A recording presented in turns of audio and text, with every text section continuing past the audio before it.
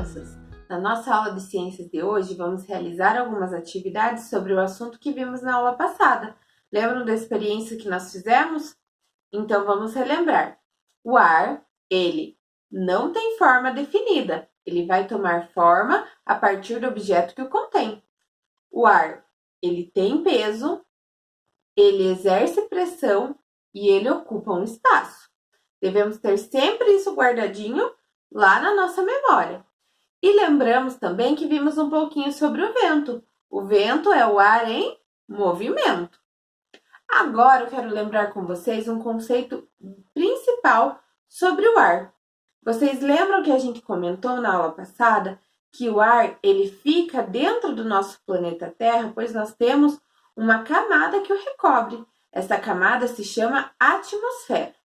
Lembrando ainda que a atmosfera ela é responsável por segurar todo o ar que nós temos, manter a gravidade e, além disso, mantém o nosso planeta aquecido, de forma que o nosso corpo não queime excessivamente e que mantenha a vida no planeta. Portanto, a atmosfera é um termômetro para que o nosso planeta tenha uma temperatura ideal. Também a atmosfera protege a gente daqueles raios excessivos do Sol.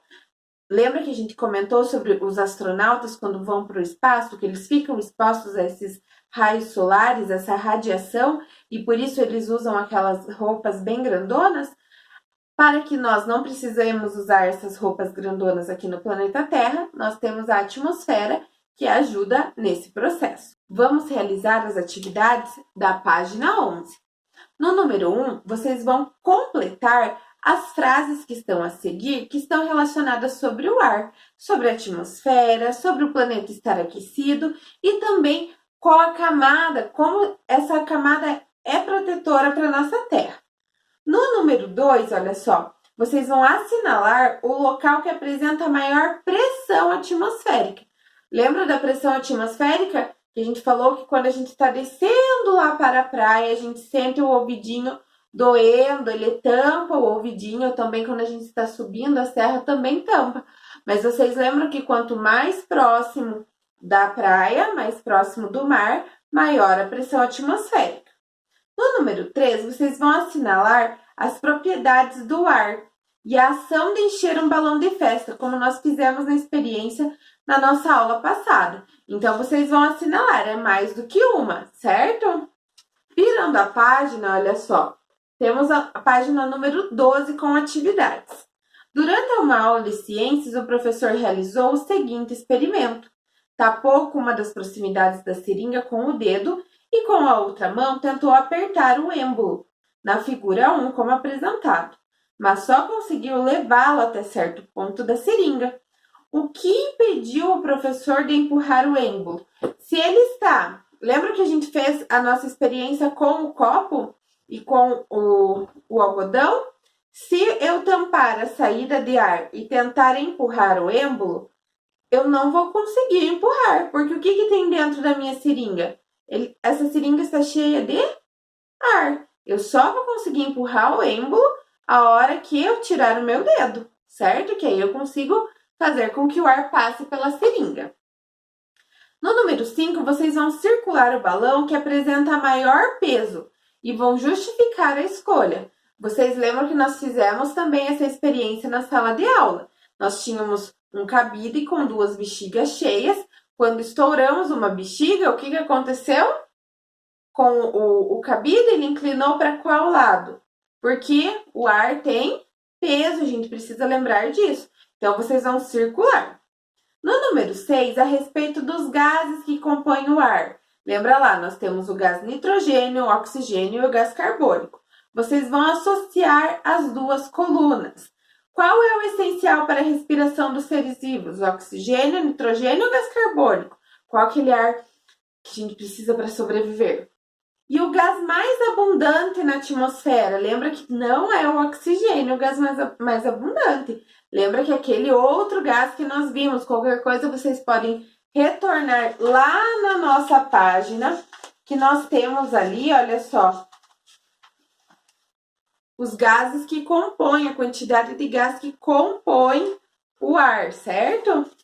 É utilizado pelas plantas no processo de fotossíntese. Lembra que a prof comentou com vocês que a plantinha está lá? Ela respira o gás e solta, ela filtra o gás que nós, seres humanos, precisamos para sobreviver. Existe em pequena quantidade na atmosfera. Qual é o gás que existe menos na nossa atmosfera? E é o segundo gás mais abundante na atmosfera. Então, nós temos um gás que é muito abundante, que tem bastante, abundante quer dizer que tem bastante, e temos o gás que tem menos. Então, vocês vão colocar lá. Na página 13, no número 7, temos situações representadas nas imagens. Então, nós temos um avião voando, roupa secando no varal e um menininho fazendo bolha de sabão. Vocês vão observar e escrever uma legenda para cada uma delas. Então, ali, o avião está voando e o ar serve para sustentar o voo. Lembra que a gente conversou sobre isso? O vento, ele ajuda ou não ajuda a secar as roupas? E ali, a bolinha de sabão, quando a gente faz a bolinha de sabão, a gente usa o que para fazer ela? O ar, né? Aí vocês vão ler ali no número 8 um trecho do livro Chico e o Ar e vão fazer o que se pede. Então, na letra A, ele pede para vocês sublinharem no texto as ações realizadas pelo vento. Então, lembra que o vento faz balançar as árvores, o vento faz girar os moinhos. Nós vimos várias coisas que o vento ajuda na questão de sustentar o voo dos aviões, ajuda na questão dos barcos à vela, que é o vento que vai direcionando o barco. E aí, olha só, pessoal, ele pergunta na letra B, como se formam os ventos? Essa resposta, para quem quiser consultar na apostila, está lá na página 9. Lembra que a gente falou sobre o ar quente que está embaixo, que vai para cima com o ar frio desce e forma o vento, certo? E na letra C, no texto é mencionado como o vento ajuda o ser humano. Cite uma maneira de como o vento ajuda a natureza. Lembra que a gente falou que quando bate o vento, o que vai pelo ar? O pólen, as sementes, lembram? A letra D, pessoal, a gente não vai realizar, está certo? Dando continuidade à nossa aula, vocês vão abrir na página 14 da nossa apostila, onde vamos falar um pouquinho sobre poluição do ar. A poluição do ar, gente, vocês já perceberam que a gente consegue medi-la através, por exemplo, de borboletas e pássaros. Lembra que no início da nossa unidade nós vimos que quando o ar ele está poluído, nós não vemos borboletas com frequência? E quanto mais limpo o ar estiver, mais borboletas veremos? Isso mostra a qualidade do ar que respiramos. Em vários locais, por exemplo, principalmente nas cidades, a poluição do ar acontece a todo momento. Os veículos, carros, caminhões, aviões, ônibus são responsáveis por jogar no nosso ar vários gases tóxicos, fuligem, que acabam entrando na atmosfera, gente. E isso vai deixando o ar cada vez mais poluído. Esses gases, eles acabam ficando todos juntos ali e vai se espalhando com o vento. Como a gente já viu, o vento vai levando tudo que ele vai recebendo. O ar, ele vai perdendo a sua qualidade. A gente, por exemplo, se a gente estiver em um prédio bem alto e a gente olhar no final da tarde aquela névoa amarelada, nós podemos ver que se trata de poluição do ar. O ar ele fica mais amarelado, assim como as nuvens também, pois a poluição fica por ali. As queimadas também são grandes responsáveis pela poluição do ar. Nós já vimos que toda a fuligem e fumaça sobem até a atmosfera, causando vários processos diferentes lá no alto, como por exemplo, as chuvas ácidas, o excesso de gases que acaba fazendo com que a gente respire um ar mais poluído. Esse ar poluído causa várias doenças respiratórias para o ser humano, o que prejudica a sua saúde. Sinusite, renite, bronquite, até mesmo outras doenças são causadas pela poluição do ar. Quando estamos numa época, por exemplo, mais seca, como estamos agora, nós temos mais coceira no nariz, algumas dores em volta do nariz ou pelo olho, Isso é porque nós respiramos este ar poluído e ele acaba causando algumas infecções. O nosso corpo não gosta desse ar e ele acaba fazendo que a gente fique com o narizinho irritado, porque nós estamos respirando esses poluentes.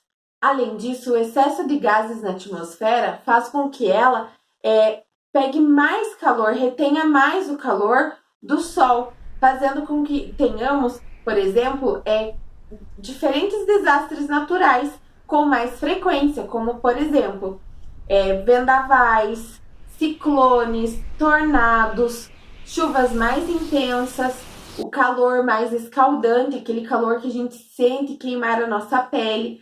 Tudo isso porque a Terra fica mais aquecida, então esses poluentes fazem com que o Sol penetre com mais intensidade, deixando a Terra mais aquecida e fazendo com que aconteça um fenômeno chamado aquecimento global. O aquecimento global, ele causa todas essas mudanças climáticas que a prof já falou para vocês. Mas nós podemos combater o aquecimento global. Por exemplo, dando carona solidária. O que é carona solidária? Se eu vou para a escola e eu tenho um coleguinha que mora ao lado da minha casa, eu posso oferecer carona para ele para ir até a escola. Isso faz com que nós tenhamos um carro a menos em circulação durante aquele período, diminuindo pelo menos um pouquinho essa poluição causada pelos veículos.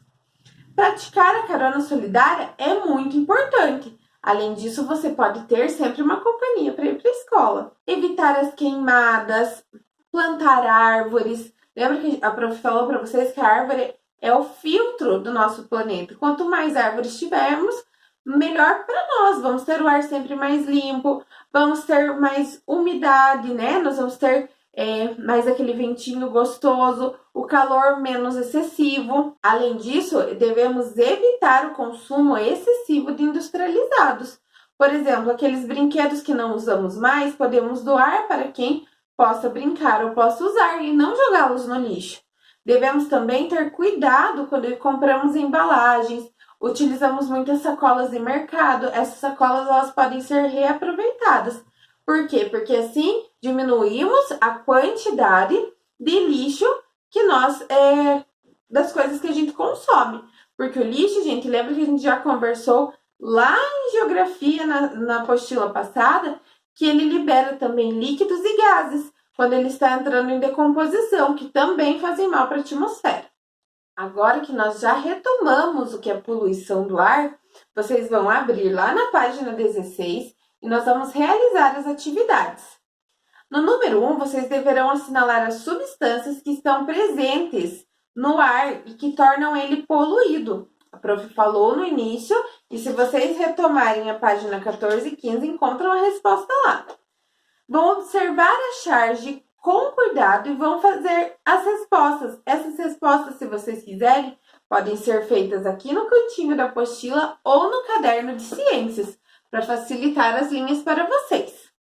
No número 3, nós vamos testar a qualidade do ar da nossa cidade. Então, vocês vão marcar sim ou não para cada uma das alternativas que nós temos ali. Em seguida, vocês vão responder se vocês consideram o ar da nossa região um ar de qualidade ou não, e vão justificar essa resposta. No número 4, nós temos uma escrita dizendo: andar de bicicleta ajuda a reduzir a poluição do ar. De que maneira o uso de bicicletas pode contribuir para a diminuição da poluição do ar? A bicicleta, gente, é um dos meios mais limpos que nós temos. Por quê? Quando nós estamos andando de bicicleta, utilizamos apenas a força do nosso corpo. Nenhum gás é eliminado para a nossa atmosfera, sendo então a mais limpa dos veículos que podemos ter. Na letra B, vocês vão recortar de jornais ou revistas 2 imagens que representam atitudes que podemos adotar para diminuir a poluição do ar. Lembre-se de escrever legendas para essas imagens. Vocês podem, por exemplo, colocar imagens de pessoas no ônibus dando preferência para o transporte coletivo, diminuindo a intensidade de número de veículos. Podem colocar alguém se oferecendo para dar carona, alguém evitando as queimadas nas áreas verdes, plantando uma árvore, alguém andando de bicicleta, alguém que está evitando o consumo excessivo, por exemplo, ao invés de usar sacolas no mercado, está levando as suas sacolas retornáveis, aquelas sacolas grandes que colocam as compras ali dentro. Tudo isso, gente, pode ser colocado como uma forma de imagem, tá certo? E ali na página 18, gente, nós temos um resuminho. Então, vocês podem ler com todo cuidado esse resuminho e aí retomaremos as atividades na próxima aula.